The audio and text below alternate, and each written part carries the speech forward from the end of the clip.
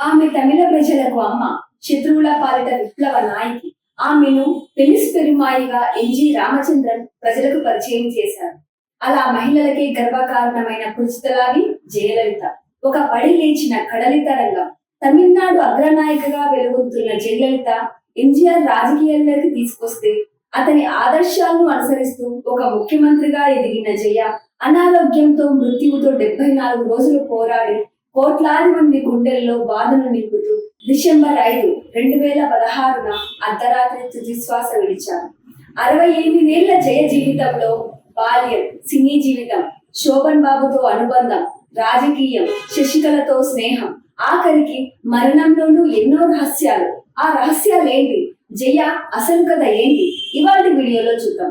Friends, ఇప్పటి వరకు మా ఛానల్ సబ్స్క్రైబ్ చేసుకోకపోతే వెంటనే సబ్స్క్రైబ్ చేయొచ్చు కదా.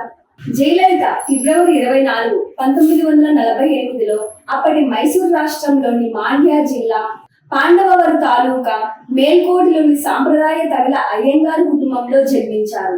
తల్లి వేదవల్లి, తండ్రి జయరామన్. ఆయన లాయర్ వృత్తిలో ఉండేవారు. వారి తాతగారు నరసింహారంగాచార్యులు. మైసూర్ మహారాజా జయరామచంద్ర ఆస్థానంలో కుటుంబ వైద్యులుగా పనిచేస్తూ ఉండేవారు. రాజు కుటుంబం మీద అభిమానంతో వారి పేర్లకు ముందు జై అని వచ్చే విధంగా పేర్లు పెట్టుకునేవారు. అలాగే జయ తాతగారికి జయ విలాస్, లలిత విలాస్ అనే 2 బంగ్లాలు కూడా ఉండేవి. వాటి పేర్లను కలిపి జయలలిత అని పేరు పెట్టారట. జయ తల్లి మాత్రం ఆమెను కోమలవల్లి అని పిలిచేవారు. దురదృష్టవశాత్తు జయలలిత పుట్టిన 2 ఏళ్లకే తండ్రి చనిపోవటంతో ఆమె కుటుంబం బెంగళూరులోని పుట్టింటికి వచ్చేశారు. ఆ సమయంలో జయ పిన్ని అంబుజవల్లి సినిమాల్లో నటించేవారు. సినిమాల కోసం ఆమె పేరును విద్యావతిగా మార్చారు. ఆ తర్వాత జయ తల్లి వేదవల్లి మద్రాస్ వెళ్లి రంగస్థలం నటిగా స్థిరపడిన చెల్లెలు విద్యావతి దగ్గరే ఉంటూ సినిమాల్లో అవకాశం రావడంతో ఆమె పేరును సంధ్యగా మార్చారు. జయలలిత అమ్మగారి తండ్రికి ఏ మాత్రం ఇష్టం లేకపోవడంతో వారిని తన ఇంటికి బెంగళూరుకి రావద్దని చెప్పారు. ఇక జయ తల్లి సంధ్య అనే పేరుతో తన ప్రస్థానాన్ని తొలుత నాటకాలతో ప్రారంభించి డబ్బింగ్ కళాకారునిగా రాణిస్తూ క్రమంగా సినీ నటి స్థాయికి ఎదిగింది. అలా జయలలిత బాల్యం మద్రాసుతో ముడిపడింది. జయ పిన్ని విద్యావతి ఆమెను చాలా మోడర్న్ గా తయారు చేశారు. ఆమె 5 ఏళ్ల వయసులో బాబ్ హెయిర్ చేయించిన తర్వాత బౌనా అనే స్టిల్ ఫోటోగ్రాఫర్ తో ఉన్న ఫోటో తీసి ఆల్ ఇండియా లెవెల్ కాంపిటీషన్ కి పంపించగా దానికి బహుమతి వచ్చింది. జయ సొంతిల్లు కట్టుకున్న తర్వాత ఆమె ఫోటోగ్రాఫర్ బౌనా ఆమెకు 5 ఏళ్ల వయసులో తీసిన ఫోటోను బహుమతిగా అందించారు. జయ ప్రాథమిక విద్యను బెంగళూరు బిషప్ క్యాటిల్ బాలికల పాఠశాలలో, హై స్కూల్ చదువు మద్రాస్ చర్చ్ పార్క్ కాన్వెంట్లను కొనసాగించి మెట్రికులేషన్ పరీక్షలో రాష్ట్రం మొత్తం మీద ప్రథమ శ్రేణిలో ఉత్తీర్ణురాలై మంచి తెలివిగల విద్యార్థినిగా నిలిచారు. ప్రథమ శ్రేణిలో తర్వాత ఉత్తీర్ణురాలైన తర్వాత స్టెల్లా మెరిస్ కళాశాలలో చేరిన ఆమె కల నెరవేరలేదు. న్యాయశాస్త్రం చదవాలనే అభిలాషకు అడ్డుకట్ట పడింది. చదువుకుంటూనే జయలలిత సాంప్రదాయ భరతనాట్యంతో పాటు మోహిని, మణిపురి, కథక్ వంటి సాంప్రదాయ కర్ణాటక సంగీతం కూడా అభ్యసించడంతో జయలలితకు బాలనటిగా సినిమా అవకాశాలు రాసాగాయి. ఒకసారి కాన్వెంట్ లో జరిగిన ఒక ఫంక్షన్ కి వెళ్లిన శివాజీ గణేశన్ ఆ పేపర్ ఎలా చదువుతున్నామని పలకరించారు. ఆ తర్వాత జయ సినిమాలో ఎంట్రీ ఇచ్చినప్పుడు ముఖ్య అతిథిగా కూడా విచ్చేశారు. ఆ తర్వాత అతని పక్కనే హీరోయిన్ గా చేస్తుందని జయ బహుశా ఆ రోజుల్లో అనుకునేది ఉండేది కాదు.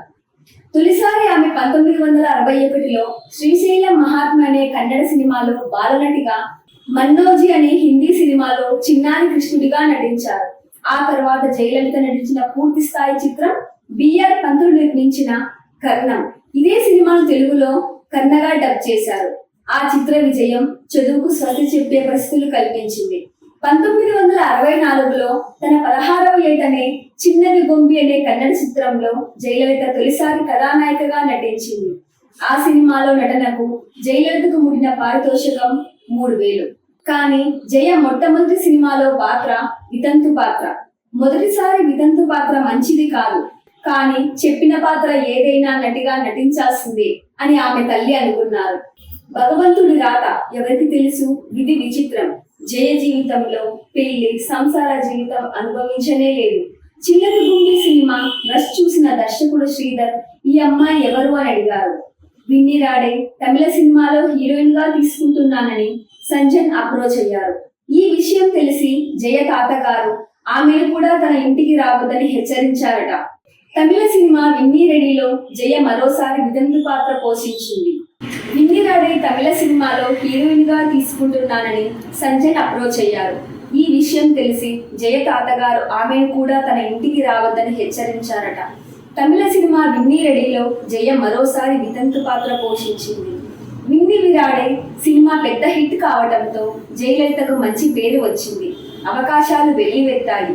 ఆ తర్వాత ఆదుర్తి సుబ్బారావు కొత్త వాళ్ళతో సినిమా తీస్తున్నానని ప్రకటన ఇవ్వడంతో హేమమాలిని తల్లి జయలలిత, హేమమాలిని ఇద్దరి ఫోటోలను పంపారు.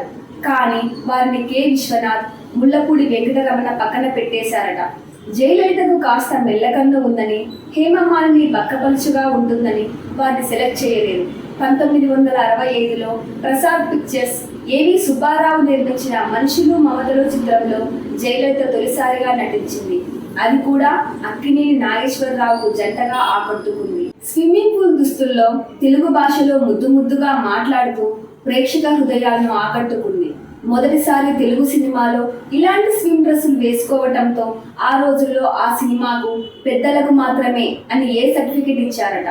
అదే సంవత్సరం శాండు చిన్నప్పదేవర నిర్మించిన కన్నిత్తయిలో ఎంజి రామచంద్రంతో కలిసి నటించిన జయ 1966లో ఎంజి రామచంద్రంతో కలిసి నటించిన జయ 1966లో జగపతి సంస్థ నిర్మించిన ఆస్తి పరులు అనే మూవీ తెలుగులో రెండవ చిత్రం. ఇందులోనూ ఆమె అక్కినేనికి జంటగా నటించడం విశేషం. అదే సంవత్సరం ఇట్ హ్యాపెన్స్ వన్ నైట్ అనే నావెల్ ఆధారంగా తమిళంలో నిర్మించిన చంద్రోదయం చిత్రంలో ఎన్టీఆర్ సరసన నటించిన జయలలితకు ఫిల్మ్ఫేర్ బహుమతి లభించింది.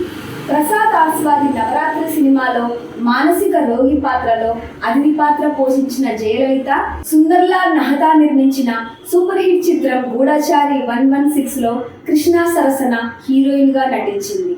తెలుగులో ఆలీబాబా 40 దొంగలు సినిమాలో చలచల్లని వెన్నెలాయే మల్లెపూల పాలుపోయే అనే పాటను ఘంటసాల దర్శకత్వంలో జయలలిత పాడటం కూడా ఒక విశేషమే. జయలలిత 140 సినిమాల్లో నటించారు. సినిమాల్లో అత్యధిక పారితోషికం పుచ్చుకున్న నటి కూడా ఈమెనే. ఆమె నటించిన ఆఖరి చిత్రం మిల్లానంగా ఇరుక్కు అనే తమిళ సినిమా. ఈ సినిమా 1992లో విడుదలైంది. జయలలిత తనను తమిళ మహిళగా పేర్కొనేవారు. కన్నడ యువతను కాదన్నందుకు ఆవిడను కన్నడవులు బహిష్కరించారు. మైసూరు ప్రీమియం స్టూడియోలో ఒకసారి గంగా గౌరీ షూటింగ్ జరుగుతుండగా కొంతమంది స్టూడియోలోకి ప్రవేశించి ఆమెను కన్నడ దేశానికి సంబంధించిన ఆమెగా ఒప్పుకోమని చెప్పారు. కానీ ఆ వాతావరణాన్ని గమనించిన జెమినీ గణేశన్ వాళ్ళు చెప్పినట్లు చేయమని సర్ది చెప్పినా జయలలిత ససేమిరా అన్నారు. జయలలిత ఏం చేస్తారో చూస్తారని వారి ముందుకు నిలిచిందట. వీరనారి జయలలిత. ఆరాధ్య ప్రేమికుడు నవాబ్ ఆఫ్ పటోడి అని చెప్పినందుకు కొన్ని పత్రికలు జయలలిత పటోడిని పెళ్లాడబోతుందని రాశారు. ఆ విషయాన్ని జయలలిత తేలికగా తీసుకున్నారు.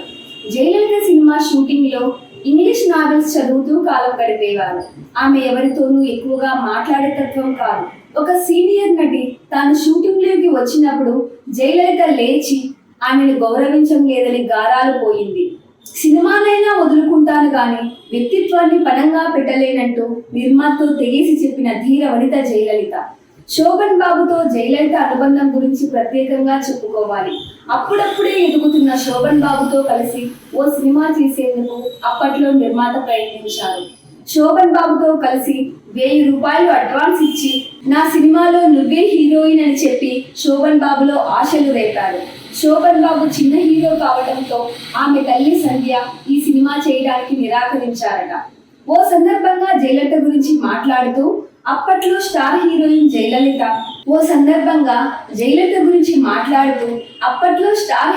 జయలలిత పక్కన నాకు అవకాశం అంటే అదృష్టంగా భావించాను. ఇప్పటికీ నేను ఆమెను చూడలేదు, ఆమెను చూడాలని తప్పించాను అనడం కంటే తపస్సు చేశాననాలి. ఆమెతో నటిస్తున్నానని కనిపించిన వారికి కూడా చెప్పుకున్నాను. కానీ ఆమె సినిమా అని చెప్పి నిర్మాత కనిపించకుండా పోయాడు. తరువాత 8 ఏళ్ల తర్వాత ఆమెతో చేసే అవకాశం వచ్చిందని శోభన్ బాబు స్వయంగా ఒక ఇంటర్వ్యూలో చెప్పారు. డాక్టర్ బాబు సినిమా తొలిసారి 1973లో జయలలితతో కలిశారు శోభన్ బాబు. 8 ఏళ్ల తర్వాత ఆమెతో కలిసి చేసే అవకాశం వచ్చిందని శోభన్ బాబు స్వయంగా ఒక ఇంటర్వ్యూలో చెప్పారు. డాక్టర్ బాబు సినిమా తొలిసారి 1973లో జయలలితతో కలిసి పనిచేశారు. మూవీ భారీ విజయం సాధించింది. కానీ ఆ తర్వాత వీళ్ళిద్దరి కాంబినేషన్ లో సినిమా రాలేదు. శోభన్ బాబు జయలలిత మధ్య బలమైన స్నేహబంధం ఏర్పడింది. తల్లి మరణంతో దిగాలుగా ఉంటున్న జయలలితను చెలొక్తులతో నవ్విస్తూ శోభన్ బాబు ఆమెకు దగ్గరయ్యారు. తల్లి మరణంతో జయ బ్రతుకు చాలించాలని ఉన్నప్పుడు శోభన్ బాబు స్నేహంతో ఆత్మీయతను చూడగలిగింది. అప్పటి నుండి వారిద్దరు బాగా సన్నిహితులయ్యారు. అందరికీ దూరంగా లంకంత కొంపల్లో ఒంటరిదానిగా బతుకుతున్న నాకు నీ స్నేహం వల్ల అమ్మలోని ఆత్మీయతను తిరిగి చూస్తున్నట్లు అనిపిస్తుంది అంటూ ఒకసారి స్వయంగా జయలలిత అన్నారు. జయలలితకు శోభన్ బాబు అంటే అపారమైన ప్రేమ. అందులో తప్పు లేదు. కానీ పిల్లలు ఉన్న వ్యక్తిని తన దారికి తెచ్చుకోవటం మాత్రం బాగోలేదని పత్రికలు ఘోషించాయి. అందువల్ల జయలలిత పెళ్లి చేసుకోకుండా బ్రహ్మచారిగానే ఉండిపోయింది. పార్టీ పరంగాను వ్యక్తిగతంగాను సన్నిహిత సంబంధాలు కలిగిన నాటి ముఖ్యమంత్రి ఎంజి రామచంద్రన్ వీరిద్దరి మధ్య అడ్డుకట్ట వేశారని కూడా చెప్పుకుంటారు. శోభన్ బాబు తరచూ జయలలితను కలిసేందుకు పోయిస్ గార్డెన్ వెళ్లడాన్ని శోభన్ బాబు భార్య తీవ్రంగా వ్యతిరేకించదనే మాట వాస్తవం. ఈ నేపథ్యంలో వారిద్దరికీ ఒక బిడ్డ కూడా పుట్టిందనే ప్రచారం చేయడంతో మనసు గాయపడిందని, దాంతో తనకి ఇష్టం లేకపోయినప్పటికీ శోభన్ బాబు నుండి బలవంతంగా దూరం కావాల్సి వచ్చిందంటారు. ఆ తర్వాత చోటు చేసుకున్న పరిణామాల్లో ఆమె ఎన్టీఆర్ కు దగ్గరవటం, ఆయన సాయంతో ఆమె రాజకీయాల్లో ప్రవేశించడం జరిగిపోయింది. అమ్మ రాజకీయ జీవితం, శశికళతో స్నేహం, 74 రోజులు హాస్పిటల్లో ప్రాణంతో పోరాడిన ఐరన్ లేడీ గురించి సెకండ్ పార్ట్ లో చూద్దాం.